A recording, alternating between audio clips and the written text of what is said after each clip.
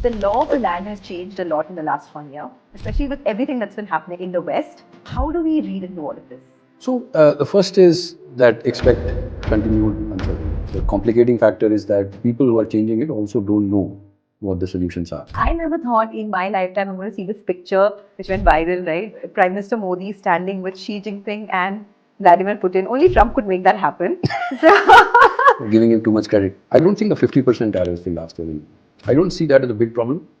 My understanding is that a very large part of the tariffs will be passed down to the US businesses or consumers. So there are podcasts where I have been asked, so what do you think is the estimate of the 50% tariff? He said, that's exactly what he wants us to do. Yeah. Calculate that number and say, oh my God, it is so painful. And then you get worried, and that's how he negotiates. So I think, it's important to have a calm head, not retaliate, because if you retaliate, then you make things worse.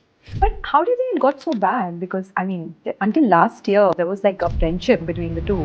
How did the situation go down? Lots of media reports now as to his unhappiness that India did not back his claim for the Operation Sindoor end. He wants to get a Nobel Peace Prize, and that he would have got it if India had backed his claim. That is when the conversation ended in the back door. I mean, this talk of de-dollarization and powers moving from the west to the east, do you think we're closer to it now than ever before? Fall in the value of the dollar is not de-dollarization. I do think that the dollar will fall.